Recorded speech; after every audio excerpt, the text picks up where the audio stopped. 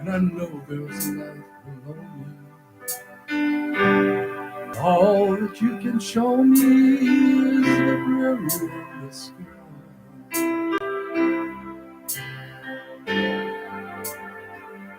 I don't want to hear a sad story full of heartbreak and desire. The last time I was in the wilderness and the family was on fire. I stood on the mountain in the night and I watched it burn. Watched it burn. I watched it burn. I would rock my soul in the bosom of their I would hold my life in his saving grace. And I would walk all the way from Boulder to Berlin if I thought I could see your face.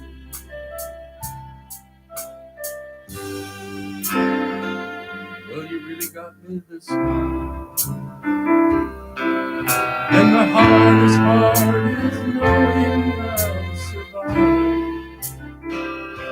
I've come to listen to the sound of the trucks as they move down on Highway 95 and returns to the ocean.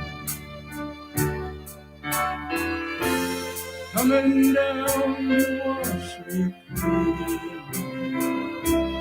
wash me clean. Oh, what I need. I would rock my soul in the bosom of their hand. I would hold my life in its saving grace.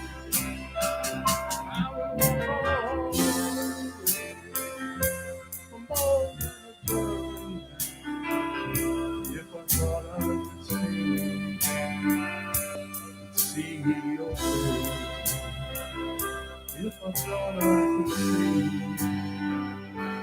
see your face.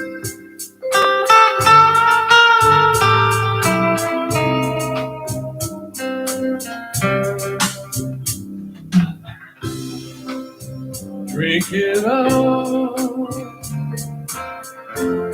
This one's for you. It's been a lonely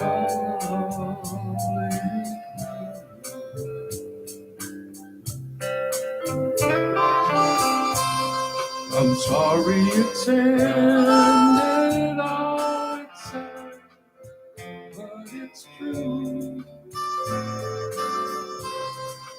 It's been a long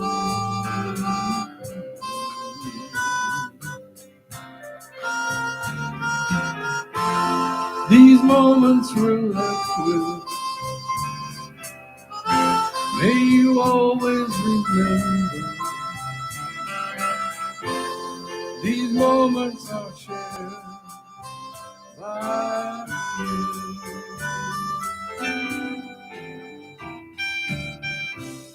There's wind in our hair and there's water in our shoes.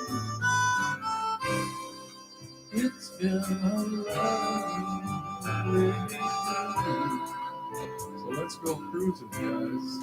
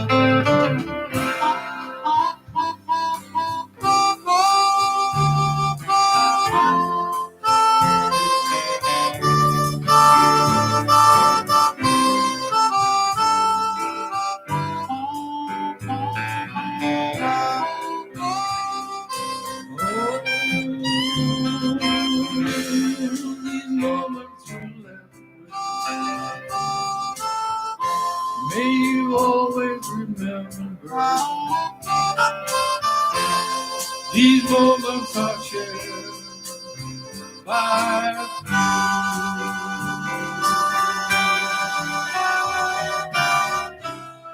and those harbor lights, love that coming into view. We bid our farewell much too soon.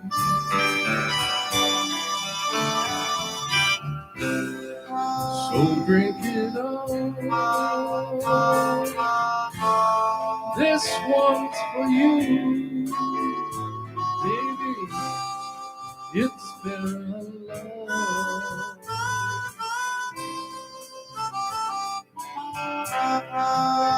Honey, it's been a long.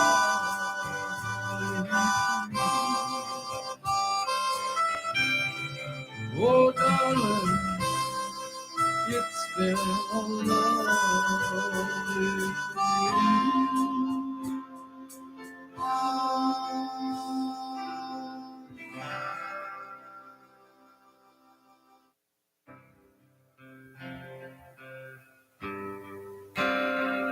I don't want to hear a love song. I got on this airplane just to fly, and I know there's a life below me. But all that you can show me is the brilliant sky.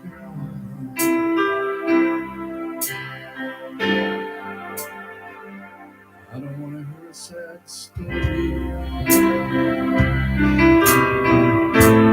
full of heartbreak and desire. The last time I felt like this, I was in the wilderness and the family was on fire. I stood on the mountain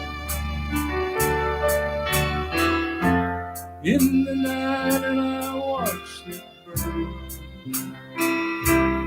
Watched it burn. I watched it burn. I would rock my soul in the bosom of day. I would hold my life in his saving grace. And I would walk all the way from Boulder to Birmingham if I thought I could see your face.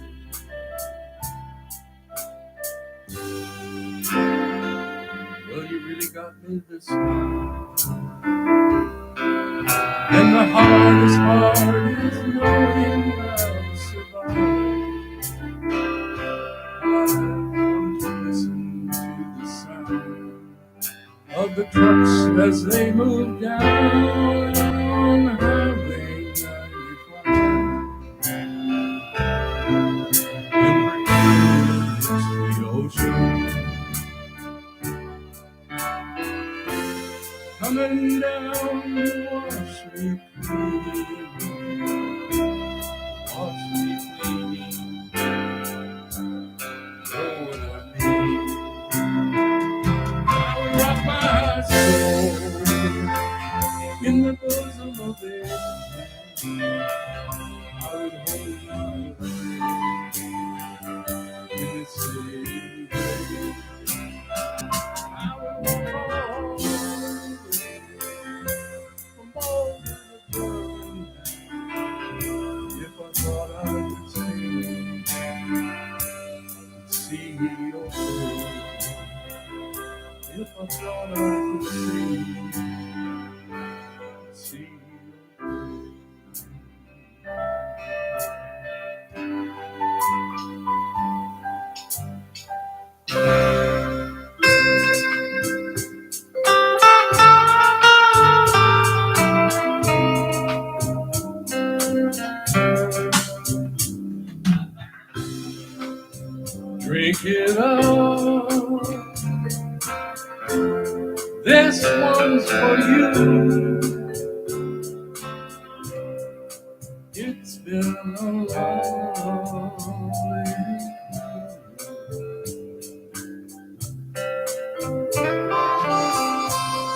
I'm sorry it's ended, all it's sad, but it's true.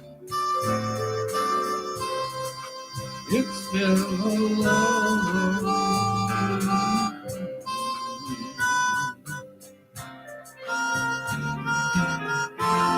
These moments we're left with, may you always remember. These moments are shared by you.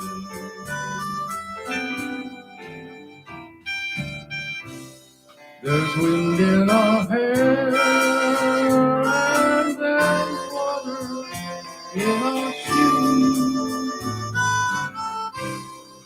It's been a lonely. So let's go cruising, guys.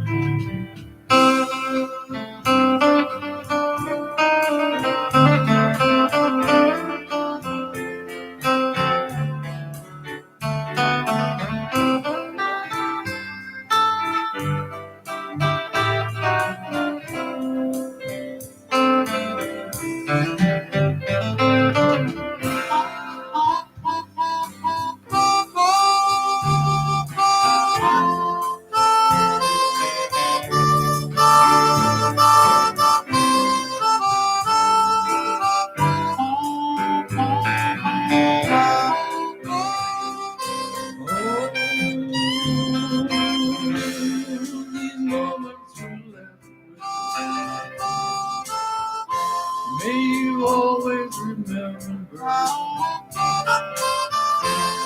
These moments are shared by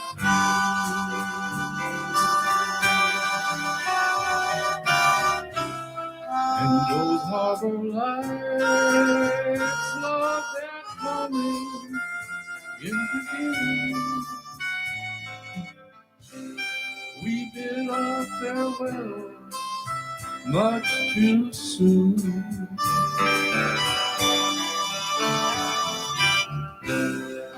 So drink it all. This one's for you, baby. It's been a long.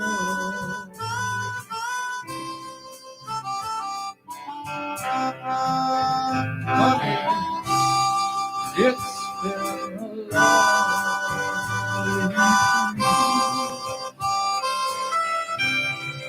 Oh, darling, it's been a lonely.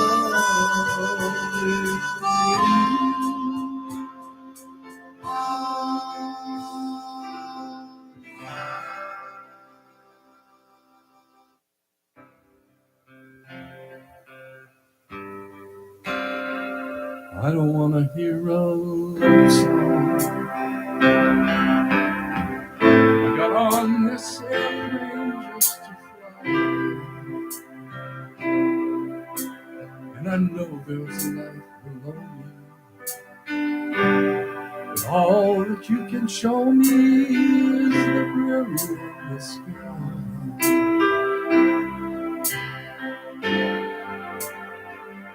I don't want to hear a sad story full of heartbreak and desire. The last time I was in the wilderness and the family was on fire. I stood on the mountain in the night and I watched it burn. Watched it it burn. I watched it burn. I would rock my soul in the bosom of thee. I would hold my life in his saving grace, and I would walk all the way from boulder to burning, if I thought I could see your face.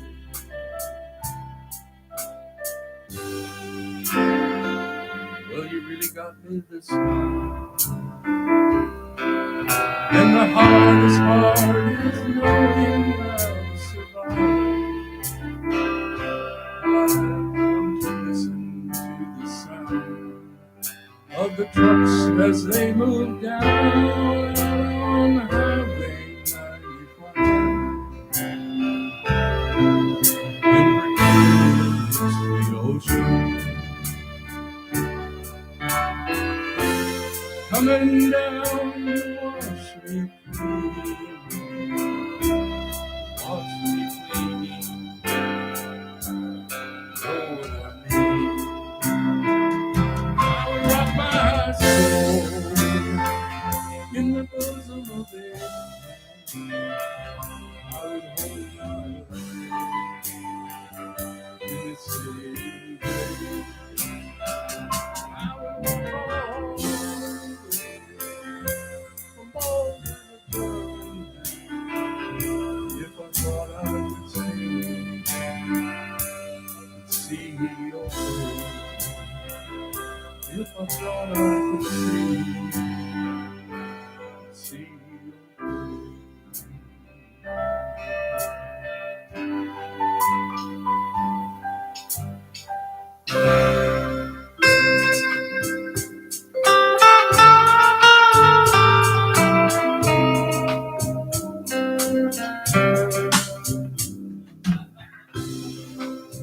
drink it up. This one's for you. It's been a long day.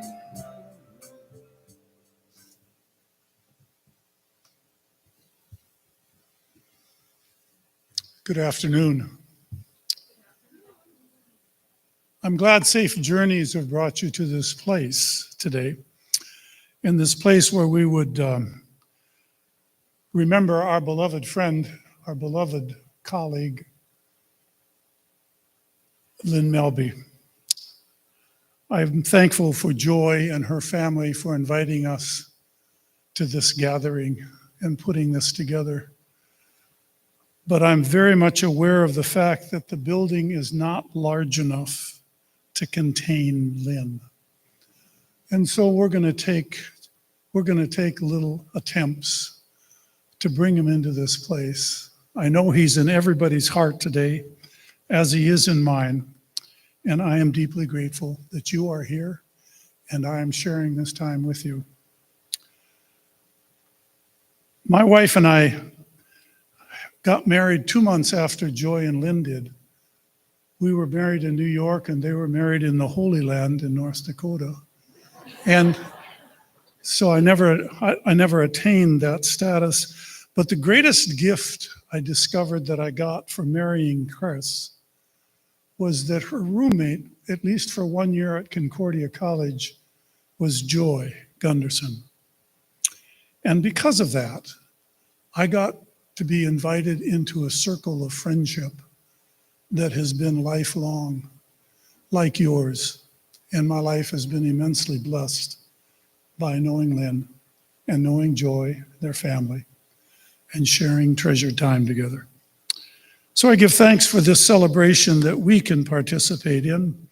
And at this time, as we begin, I'd like to ask Jeff Melby to come forward, and he's going to share the obituary with us. Jeff?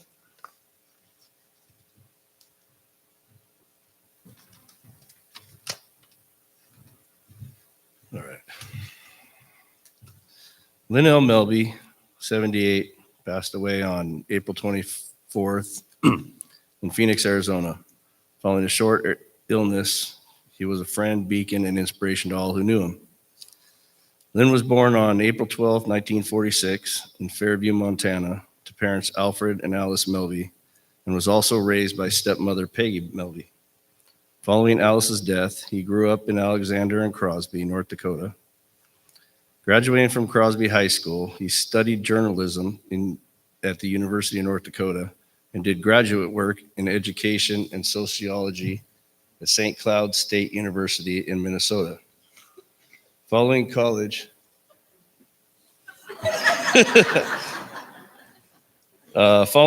he served in the National Guard.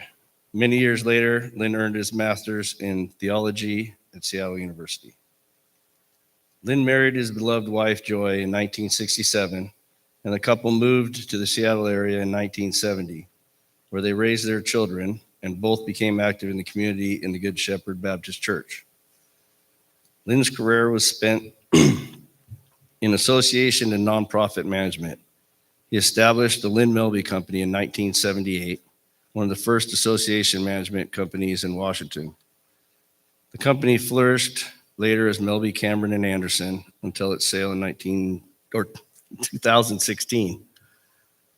Throughout his more than 45-year career, Lynn served as chief executive officer for a dozen trade associations and professional societies and provided strategic planning, leadership training, and other consulting services to myriad organizations.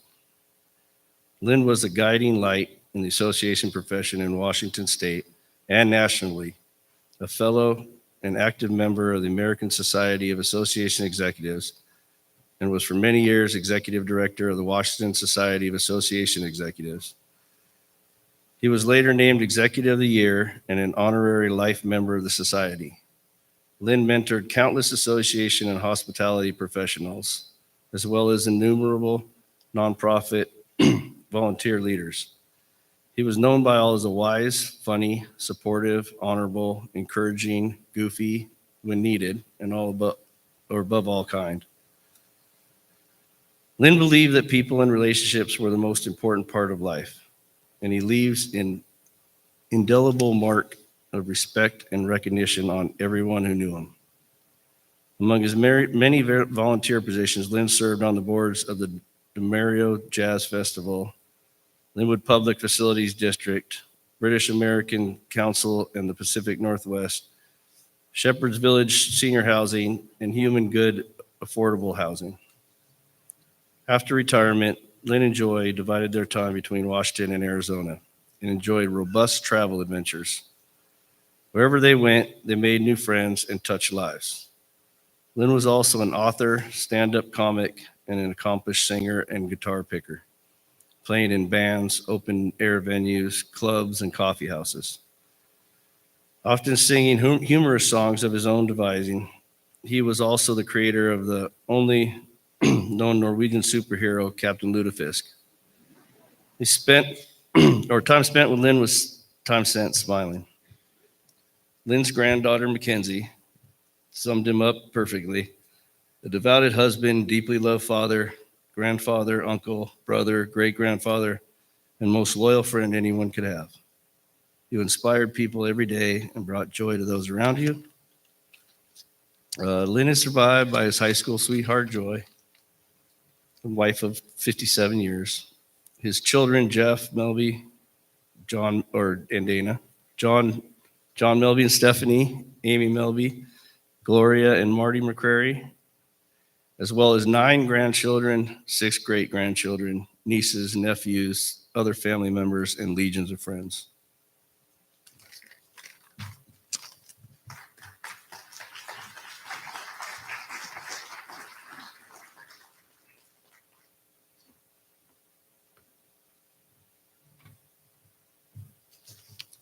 I'd like to ask Donna Cameron to come forward, and she shares the first of some eulogies that are going to be shared this day.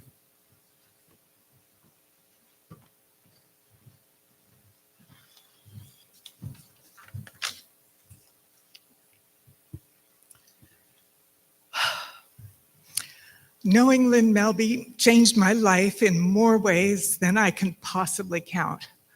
all of them good. He was smart and funny, generous, gregarious, curious, a world-class strategic thinker, and above all, he was kind. He was the kindest person I've ever known. There's an old adage that says, a person who is kind to you but rude to the waiter isn't a kind person. Lynn was the antithesis of that. He saw everyone as equal and everyone as important and interesting. I can remember being in meetings in Olympia where Lynn would speak respectfully and persuasively with the governor or the Secretary of State or perhaps another elected official about an issue of importance to one of our clients or to the nonprofit community in Washington. On the way home, we'd stop at a mini mart, as one did, so Lynn could get one of his ever-present 32-ounce Diet Cokes. And he would speak just as respectfully and just as attentively with the clerk who poured his Coke. He saw no difference. And if perchance he discovered that that clerk was from Montana or North Dakota, well, that was striking gold. Lynn would probe until he found a common friend or acquaintance, and he always did. That was Lynn.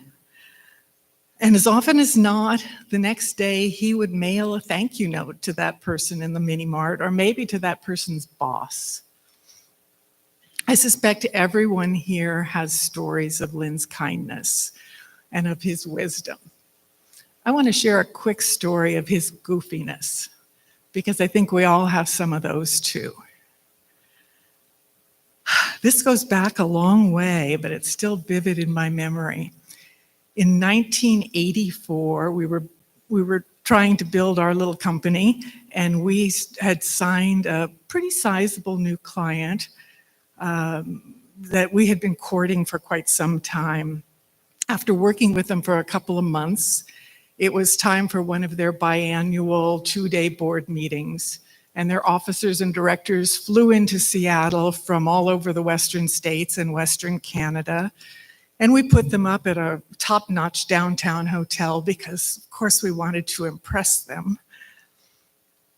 And after the first day of meetings, we had dinner in the hotel's restaurant. It was a restaurant with a reputation for its sumptuous, fine Northwest dining.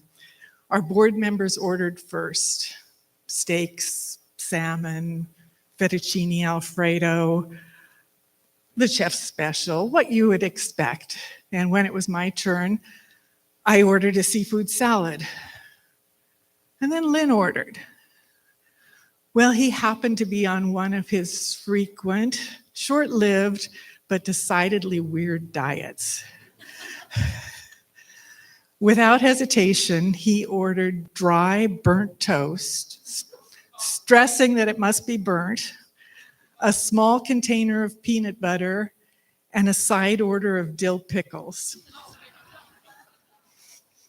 The waiter gawked at Lynn like he had sprouted a second head, and I'll admit I might have cringed. But I looked around the table at the faces of our new board members, and everyone bore the exact same expression. Damn, I wish I'd ordered that. It's an expression I saw often over 35 years of working together. To spend any time with Lynn was to thoroughly admire him and to want to emulate him for his genuineness, his thoughtfulness, his wisdom, his creativity, his goofiness, and above all, of course, his kindness. How lucky we all have been to know Lynn Melby.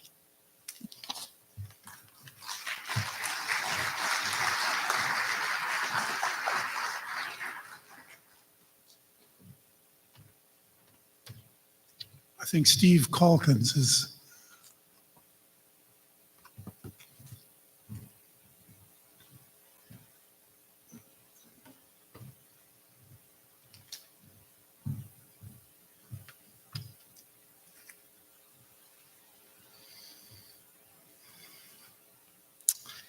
Everyone here today has fond memories of Lynn as he touched many lives. Once you met him, you would never forget him. He was loved deeply.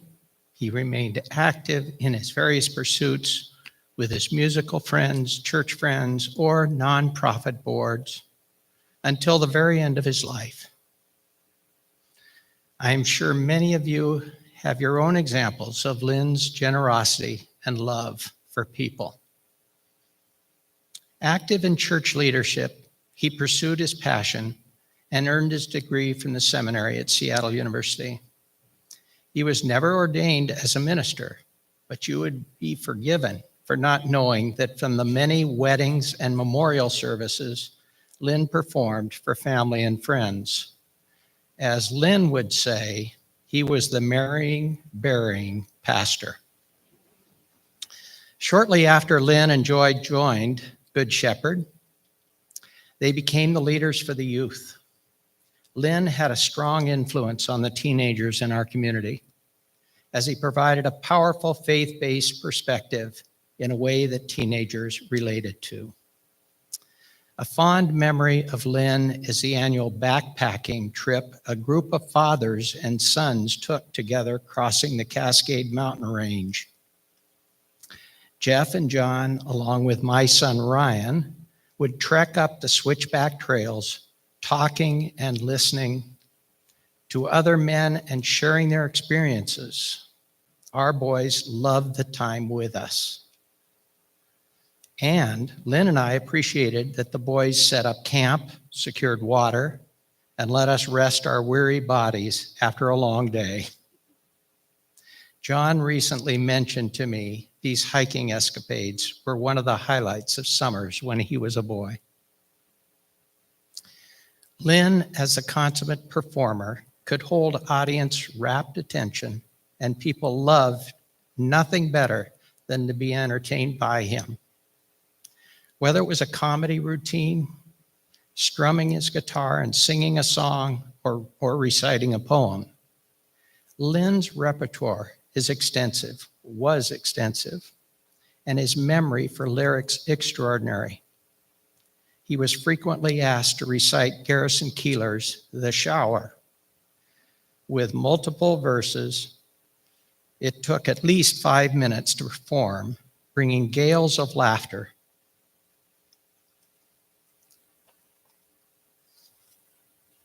to the listeners, or he could bring people to tears with his hauntingly beautiful rendition of Don McLean's Vincent. Combining his love for playing guitar and his comedic skills, he was the perfect master of ceremonies at the bi-monthly free driveway concerts that Lynn, Wayne, and Juanita Pasco created in Trilogy in Peoria, Arizona. These concerts drew upwards of 150 neighbors on a given Sunday afternoon. Attendees enjoyed his introduction to the various acts and especially loved his sponsor ads, including one for his Guido Melbini, mostly pure Norwegian Italian limoncello, that he would be glad to sell to you if you met him at the park later that night. Lynn, Joy, Carol, and I have been close friends for over 50 years. We watched our families grow up together. We were active at Good Shepherd together. We started a bridge club together. We loved to play practical jokes on each other. Who else could have convinced the Salish Lodge at Snoqualmie Falls to short sheet our bed on Carol's birthday getaway? We traveled together to many countries in the world, but the joy we experienced when they took us to their motherland of North Dakota was the best. Imagine driving to North Dakota with the Melbys, stopping to see Lynn's favorite aunt, visiting Lynn's elementary that is now a museum in tiny Alexander, spending a couple of days in Crosby, meeting their friends, and culminating, of course, with a required visit to the Badlands. This may shock some of you, but Lynn was a hellion.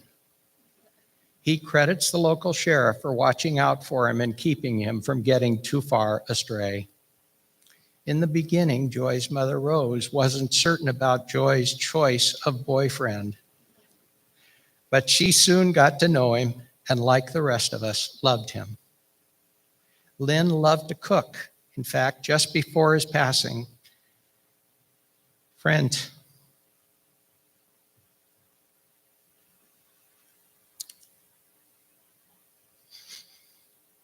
have been invited to one of his acclaimed French dinners. Joy and Lynn were a team in the kitchen, with Joy often the sous chef, or vice versa. Those two could teach a master's class of hosting, and we all benefited from it. Lynn's true gift is compassion and care for others. He had a way of making people feel heard. He understood the difficult times people endured mentally and physically, making himself available to anyone in need. He served others through numerous boards, such as the Lynnwood Public Facilities District, Lynnwood Event Center, and Human Good Affordable Housing. Lynn and our pastor, Chris Boyer, were instrumental in building Shepherd's Garden, a low-income senior housing project on Good Shepherd's property. In Arizona, his community of Trilogy and his church in Surprise benefited greatly as Lynn provided his knowledge along with his willingness to volunteer where needed. Many years ago, the pastor of our church encouraged our youth to write a message on pieces of paper to insert into balloons to be released.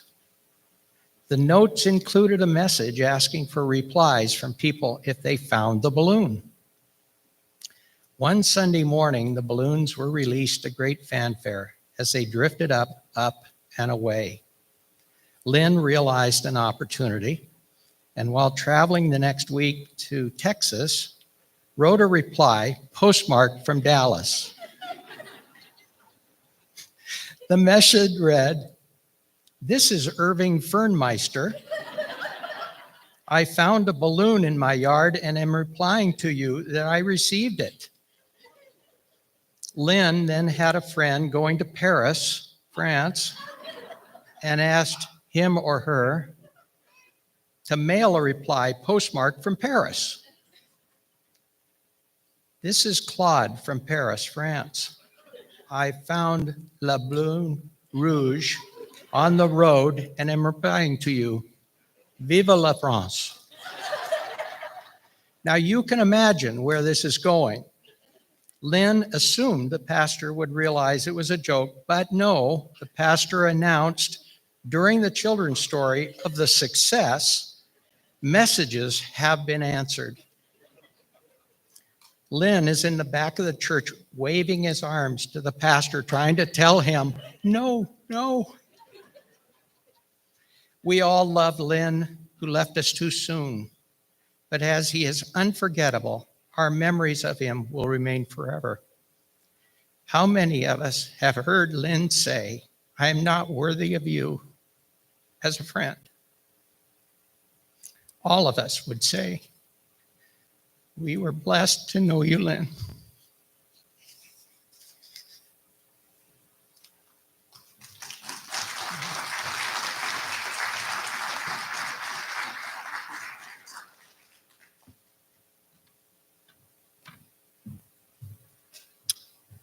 Curly Haugland, we'd love to hear from you, please.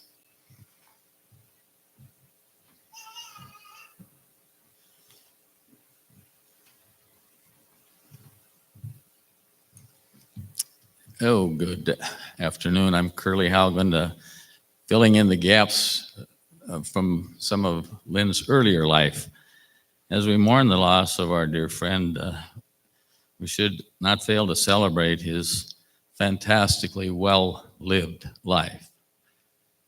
The word friend has been used a lot today, and hope not overused. It can't be overused because all of you are his friends, and we all start there. But our friendship began as we entered high school in 1960 in Crosby, North Dakota. And we were in the class play together. We played football together.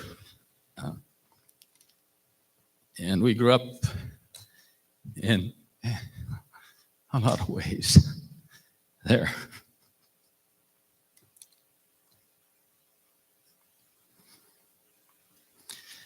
But Lynn's personal qualities began to bloom even then.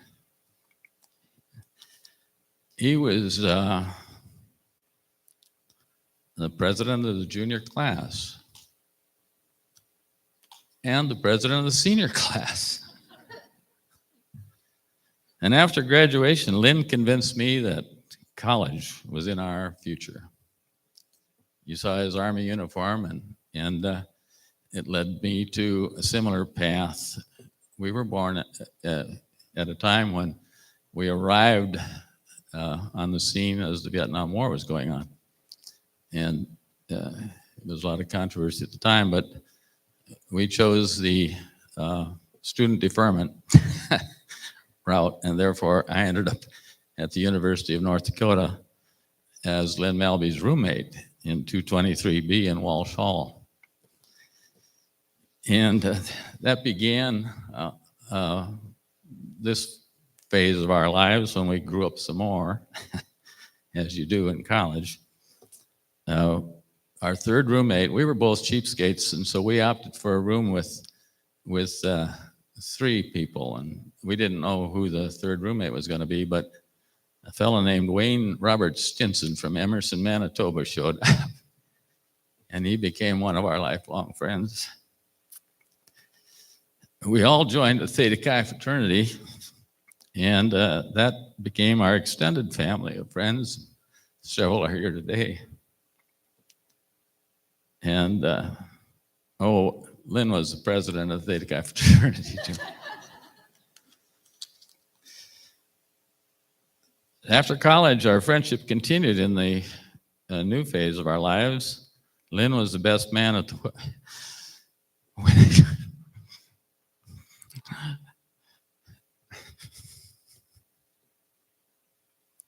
53 years ago. I unfortunately missed the wedding of Joy and Lynn because Uncle Sam had my number. At that time, sorry, Joy, I couldn't have been there. Anyway, nonetheless, our friendship has remained strong as Lynn's considerable efforts to keep the band together have done so, organizing numerous class reunions and Theta Chi gatherings.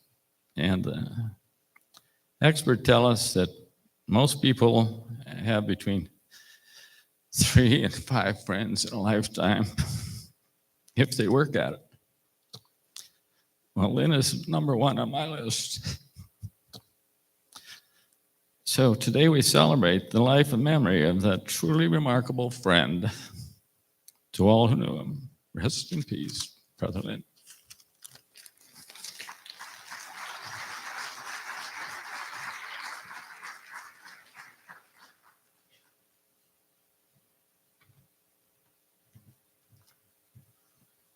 The scripture chosen for today is from 1 Corinthians 13, and Doug James is going to share that with us.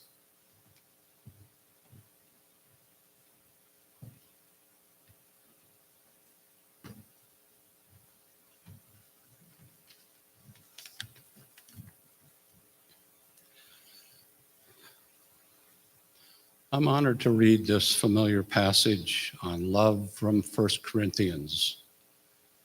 The man whose life we celebrate today knew a lot about love. Lynn bestowed it abundantly on his family, his friends, associates, all who knew him, and I believe all those with whom he had even a brief encounter. And we loved him back. The reading. If I speak in the tongues of humans and of angels, but do not have love, I am a noisy gong or a clanging cymbal. And if I have prophetic powers and understand all mysteries and all knowledge, and if I have all faith so as to remove mountains, but to not have love, I am nothing. If I give away all my possessions and if I hand over my body so that I may boast, but do not have love, I gain nothing. Love is patient. Love is kind. Love is not envious or boastful or arrogant or rude. It does not insist on its own way. It is not irritable. It keeps no record of wrongs. It does not rejoice in wrongdoing, but rejoices in the truth. It bears all things, believes all things, hopes all things, endures all things. Love never ends. But as for prophecies, they will come to an end. As for tongues, they will cease. As for knowledge, it will come to an end. For we know only in part, and we prophesy only in part. But when the complete comes, the partial will come to an end. When I was a child, I spoke like a child, I thought like a child, I reasoned like a child. When I became an adult, I put an end to childish ways. For now we see only a reflection as in a mirror, but then we will see face to face. Now I know only in part.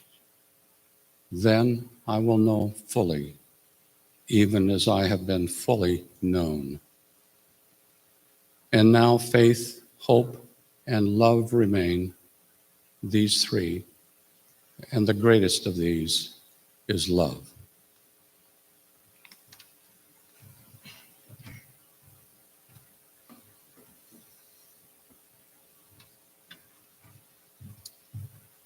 We continue with the service with the video that I somehow passed over. I've not seen enough of Lynn yet, so now we're going to see some. I apologize. This is a video of Lynn Melby, and based on the song, The Long Road Ends.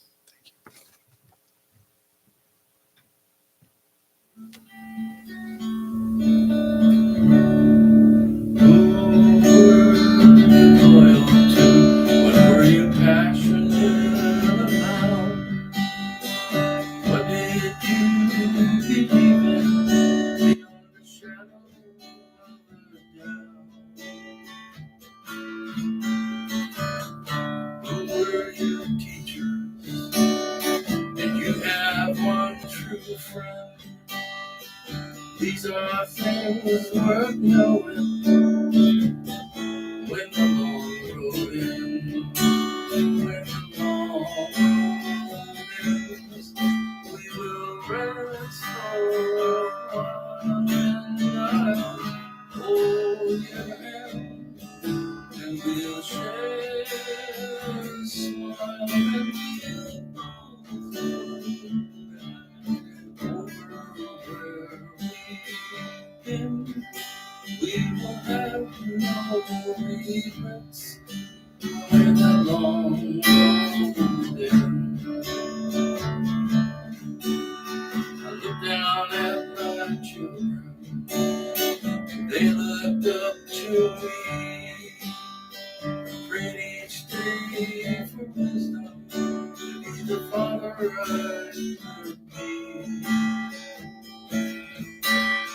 Now they roll up and look away. I hope they think of me as their friend, and I can feel successful when the long road ends. When the long road ends, we'll rest for a while, and I'll hold your hand, and we'll share a smile, and we'll both look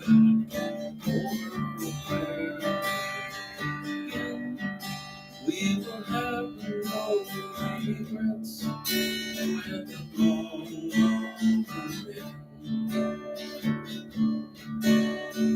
When you find somebody to walk with you through life, you will laugh together, but sometimes you will cry.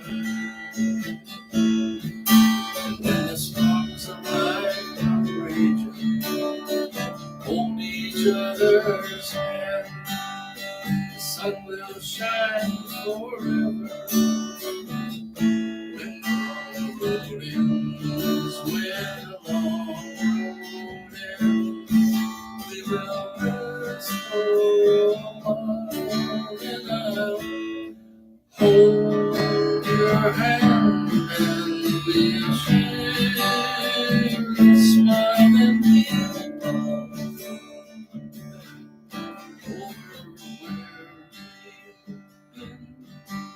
We will have no regrets when the long road ends. Yeah, we'll have no regrets when the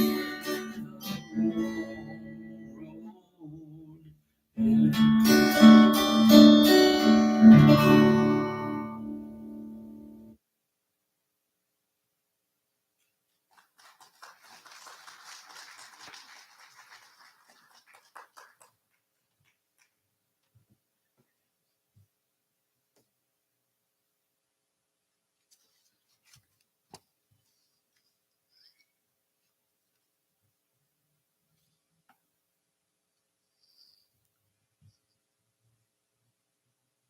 As I thought about Lynn in this invitation that Joy extended to me to be a part of the service this day, I thought of a quote that's a favorite of mine from a story that occurred a few years ago. Dr. Bernadine Healy, who was the dean of the medical school at Johns Hopkins, was asked to speak at commencement at Vassar College in 1994. And I heard that speech. I heard it on a video, and I've kept it because it has such a powerful message. She said this: as a physician who has been deeply privileged to share the most profound moments of people's lives, including final moments, let me tell you a secret. People facing death don't think about what degrees they have earned, what positions they have held, or how much wealth they have accumulated. At the end, what really matters is who you loved and who loved you. That circle of love is everything and is a great measure of a past life. It is the gift of greatest worth. Lynn gave me some papers, or Joy did, of a paper that Lynn had written a few years back. It was called My Core Values. Maybe some of you have read them. There are 5 of them that he wrote about. I encourage you to read them if you get a chance. There are profound statements of what were lay at the core of Lynn's heart and his endeavor to live a good life. The 5 were kindness, gratitude, lifelong learning, service to others, and love. He wrote this about love: I love to be loved and to love others. That doesn't surprise you, does it? Love is who God is. The love we have for each other, for our families, for our activities, for our vocation, for our neighbors makes life worthwhile. And I could not exist for long in a community that does not have love as a tenant. One of the things I hold most dear in my Christian faith is that expression in 1 Corinthians 13. And now these three remain: faith, hope, and love. But the greatest of these is love. I think these three are eternally interwoven. Now, 1 Corinthians 13 is often associated with weddings, and we think of a bride and groom all gussied up and deeply in love, filled with profound feelings of gratitude for someone else making a lovely cake and all those gifts they're going to receive. But the author of these words, Paul, meant these words as a plea to a community of people that were anything but in love with each other. They were struggling with all manner of divisions. And Paul was trying to encourage them to see something differently about who God is, to stop competing with one another for power and prestige, and to live in genuine service to one another. Be patient and kind, he said, not rude or selfish, not angry or seeking revenge, not rejoicing in what is wrong, but rejoicing in the truth. Lynn believed that love was a gift from God, a gift that can bring healing and hope and restoration to broken lives, if we are willing to be that love to others. He tried to live that life, and we are all grateful, I believe, for the gift of love that he so generously shared with each of us. There is a poem I'd like to close with. It was written by Raymond Carver, who is a writer of essays and short stories. He passed away in 1989. The last book that he wrote of poems was called A New Path to the Waterfall. The last poem that he wrote in that book was called Late Fragment. I share it with you. And did you get what you wanted from this life, even so? I did. And what did you want? To call myself beloved, to feel myself beloved on the earth. To me, there is a sense of celebration in that affirmation, I did. And in the realization that when all is said and done, to call oneself beloved and to feel oneself beloved is enough. I pray this is so for each of us. Amen.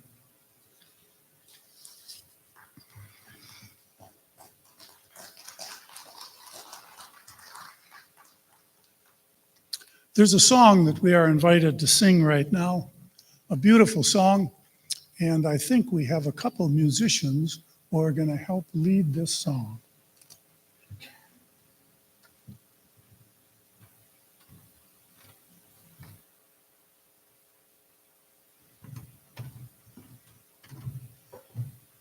And before we begin, you'll notice that in the guide here, it says that you should wait until the second verse to join us.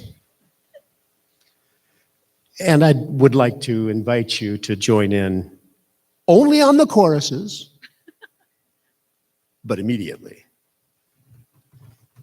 Roll it, Sean. And there's no fourth verse.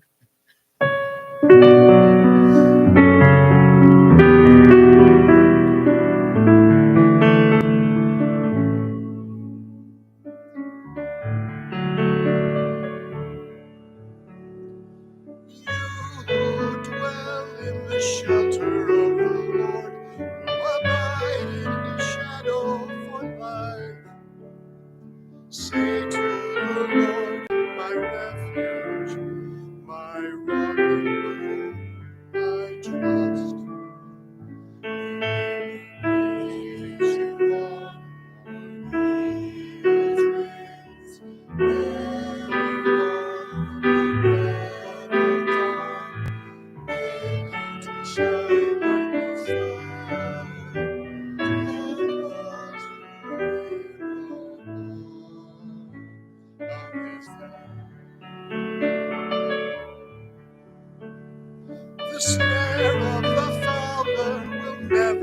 capture you, and famine will bring you no fear. Under his wings your refuge, his faithfulness your shield.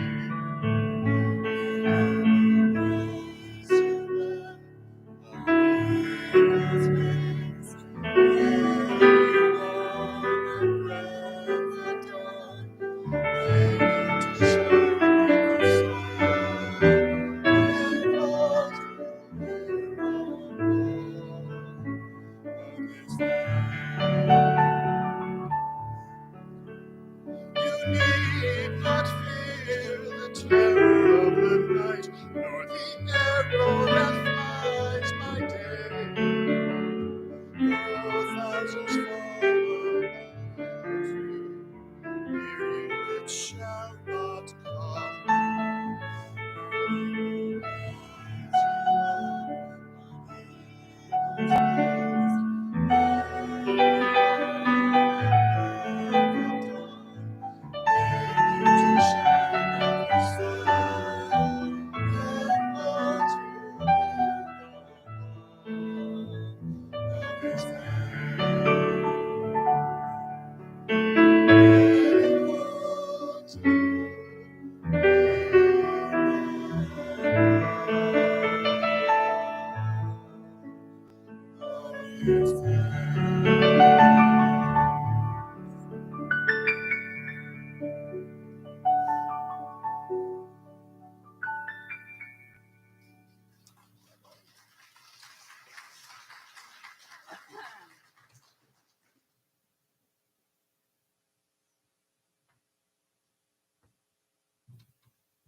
I think we have some slides and some songs that we are going to sing. No, that somebody else is going to sing. We're going to listen and watch the slides. Thank you.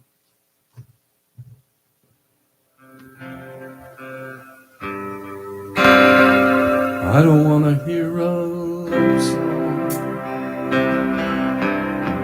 I got on this airplane just to fly, and I know there's life below me. And all that you can show me is the brilliant sky.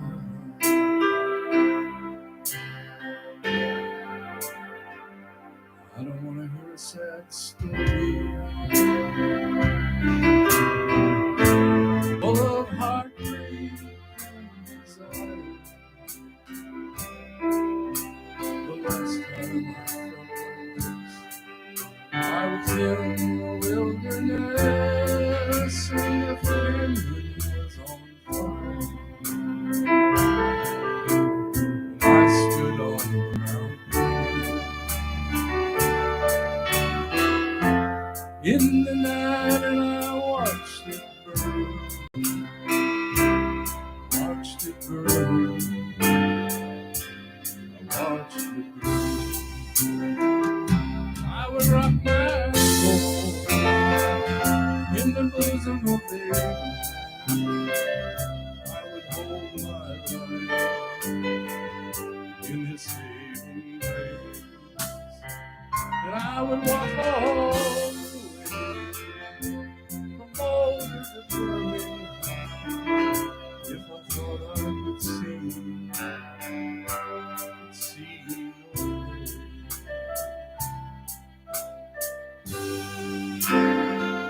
Well, you really got me this time.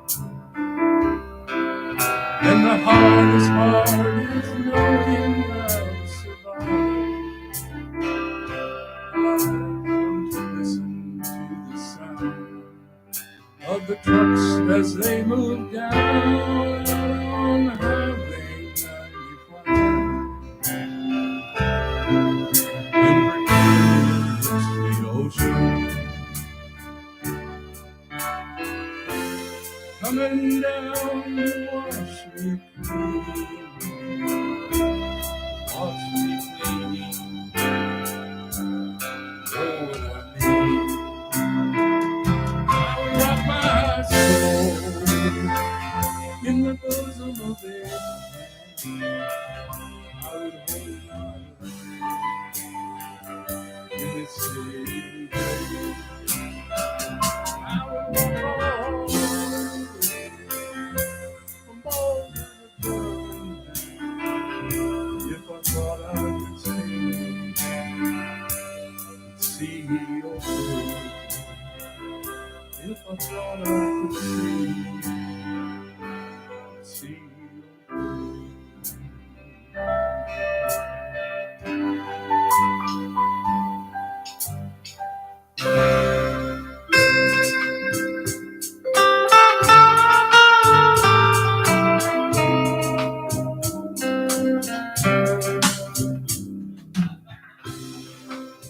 face. Drink it up. This one's for you. It's been a lonely.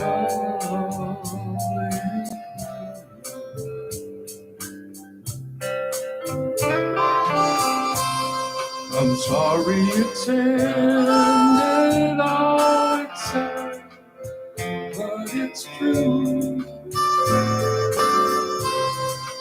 It's been a lonely.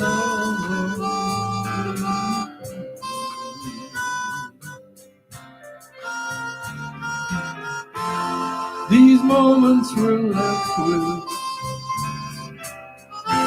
may you always remember. These moments are shared by you.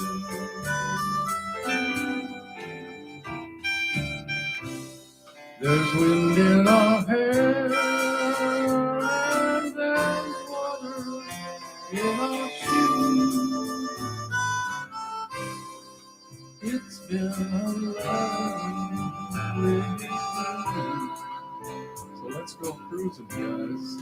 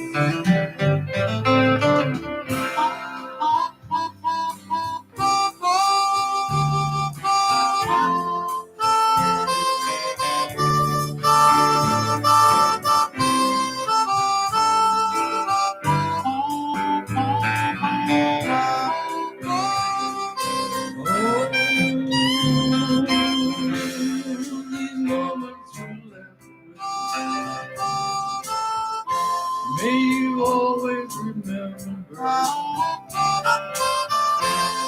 these moments are shared by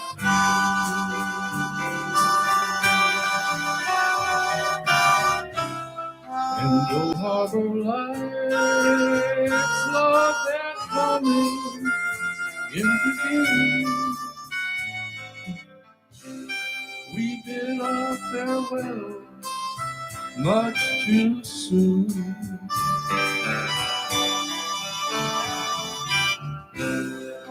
So drink it up. This one's for you, baby. It's been a love.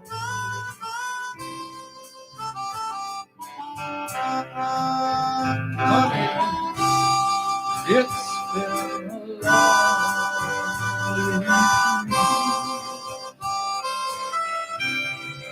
Oh, darling, it's been a lovely.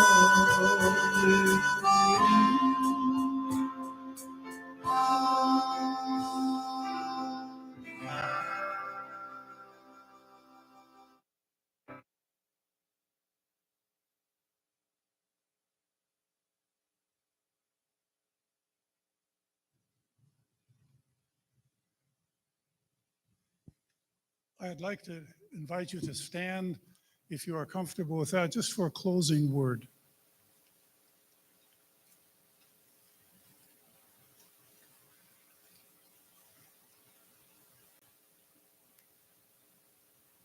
Creator Lord, we commend to you our beloved Lynn. Your love created and empowered him. Receive him into the eternal love and peace you give to all. And now may the Creator Lord, who gifted Lynn with life and with love, fill each of us with that love and gratitude and peace. Amen. I invite you to remain because there are some refreshments that are going to be shared. And I think Shannon, right here, I thought possibly this would be him. He's going to offer a time for people to gather together to tell stories because I don't think they've all been told. No, Lynn was, well, this isn't a big enough room for him, and there aren't enough stories. So I'm going to wander through with the microphone, and I'd love to have each of you just share. Donna, Steve, Curly, such beautiful eulogies. But let's honor Lynn with our favorite stories. I'll just start off with this one. So Lynn was not only my uncle, he was my first boss. I think he gave me a job because he knew I needed one. And I know Donna was probably not in agreement that we needed to hire me, but they hired me anyway. And I was new to the family and had not understood that North Dakota was indeed the Holy Land. And Lynn would go on and on and on about all of his friends from North Dakota. I said, Lynn, there cannot be enough people from North Dakota to make a large enough friend group that you describe. And so we were driving from Edmonds down to Olympia to meet with a group of loggers as the spotted owl issue was coming up. And I'm going on about, how many people from North Dakota live here, and not had the words come out of my mouth that a horn honked. And Lynn looked over, and, hey, John. I said, who's that? He says, that's one of my fraternity brothers from North Dakota. Who in the world? But so I will wander through. I'll have the microphone. Just give me a little nod, and let's enjoy some refreshments and celebrate Lynn. Thank you. We will do more, but you are invited to share together in a time of reception. Any other announcements? Did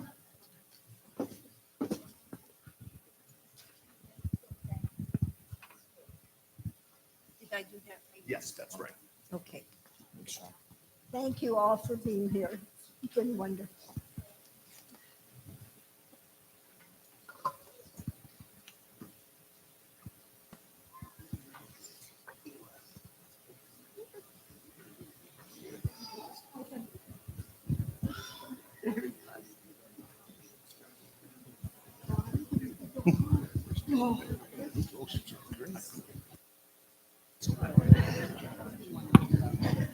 Hi, this is Dee. I'm Joy's sister.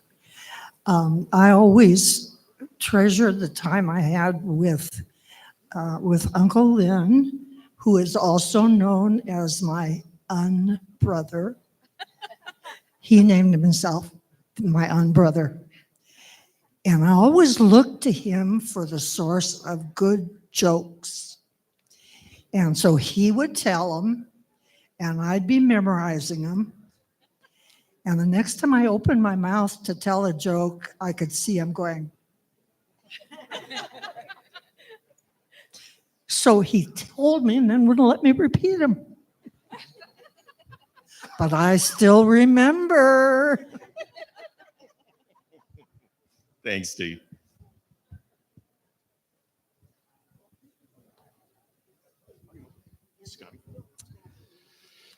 So back in the 70s, it must have been, or the late 60s, I was a problem child, as my mother will fill you in if you want to spend a lot of time hearing about it.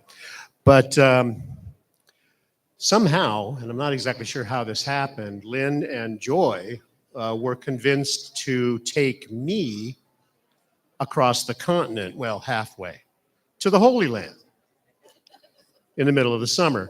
And I was very excited, primarily because the vehicle they were driving at that time, their sons will tell you, was a 69 Pontiac convertible, 8-cylinder, 4-carb, whatever it had, 4 wheels at least. So anyway, they're humoring me on the trip and giving me everything I asked for.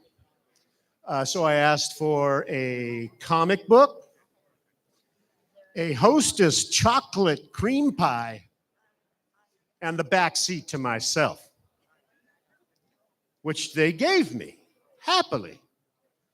And after several miles of eating pie and reading comic books, you can imagine what might happen. I made my own contribution to the beautiful Pontiac convertible line by redecorating the entire Corinthian leather. And I don't think they noticed. They never said anything. Thanks, Scott.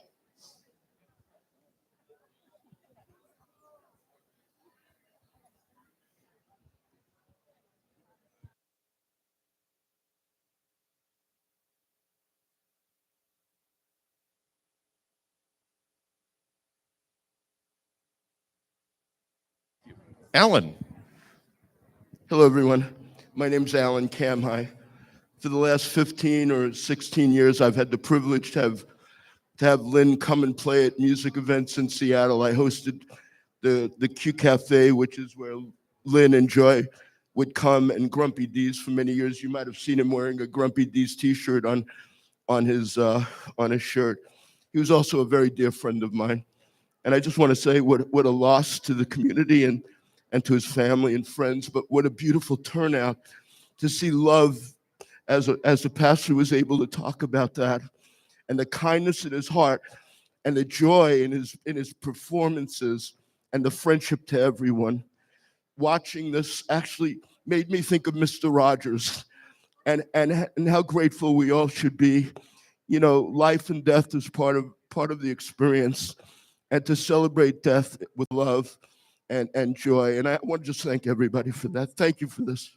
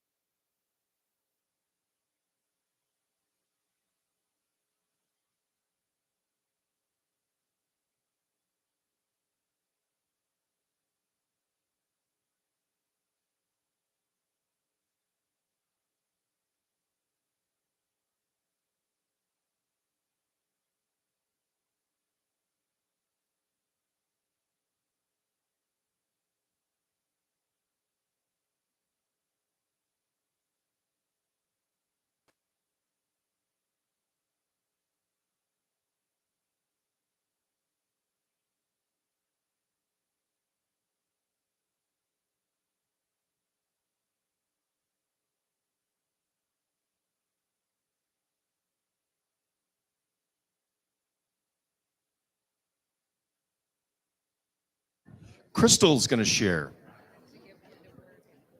I grew up at Good Shepherd Baptist Church.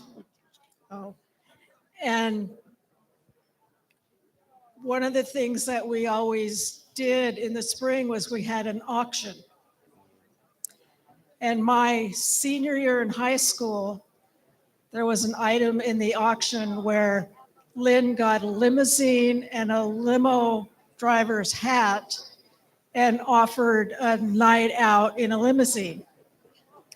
I was planning my senior ball and my wedding at the same time. And I bid on that auction item, and everybody kept bidding me up, knowing that I wanted it. Well, I got it. And Lynn and the limousine drove us to downtown Seattle for the dinner for my senior ball, and drove us out to the airport where the dance was. And my husband now, Mike Cooper, that we got married that summer after I graduated from high school, and we've been married 51 years.